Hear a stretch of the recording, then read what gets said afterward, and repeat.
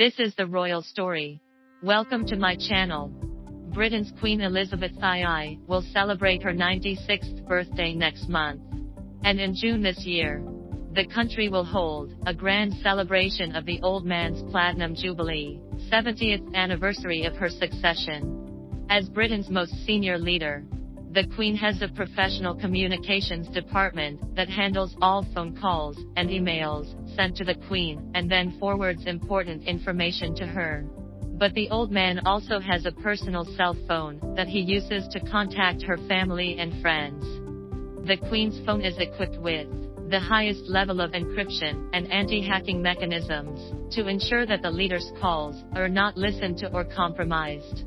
Interestingly, the Queen uses this phone infrequently and only answers it personally when two people call it. Most royal fans believe that the one who can have direct contact with the Queen and be highly valued by her is certainly her eldest son Prince Charles, who is first in line to the throne, or the Duke and Duchess of Cambridge William and Kate, who are the mainstay of the royal family today and are considered the future hope of the monarchy. But in fact, unless the Queen calls them, they also do not have the right to speak directly with the Queen.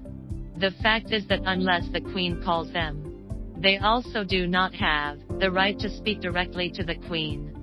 According to royal expert Jonathan Sacerdote, the only person who can make direct calls to the Queen is her only daughter, Princess Anne, and the other is her racing manager, John Warren, and the Queen takes the calls from Mr. John more seriously than the former.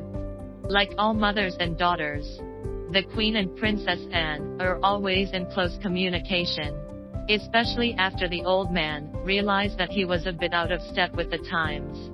Princess Anne would often help her mother learn to master the new age technology. For example, in 2020 when the Queen was unable to perform her royal duties as usual due to the epidemic, it was Princess Anne who made the phone calls to guide the Queen step by step on how to make video calls. In addition, in terms of work, Princess Anne is also the Queen's most trusted family. The princess has not opened their own social media accounts. Sometimes she will directly report the work content to the Queen, and then talk to her mother some of their own insights and feelings. In the Queen due to age problems, no longer to visit abroad after work. It can be said that Princess Anne is the old man's eyes. Most people can understand the close contact with Princess Anne. But why does the Queen pay more attention to the phone call of a racehorse manager who is not even a family member? The answer is simple. Horse racing is the Queen's love of her life. And whenever she has the time, she will do everything from breeding horses to selecting horses to choosing races herself. The reason his call is important is that the Queen wants to be the first to hear about her winning or finding a new thoroughbred. There is one thing that best illustrates the Queen's love of horse racing. A few years ago the 92-year-old Queen let her own horse to participate in a small-scale community horse race. Even the final prize is only worth £50 shopping cart.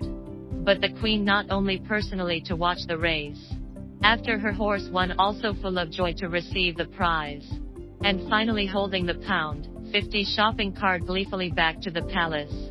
How to love this is the first time I've ever seen a horse race. And it's no wonder I've paid so much attention to a call from the race manager. Thanks for subscribing to the channel.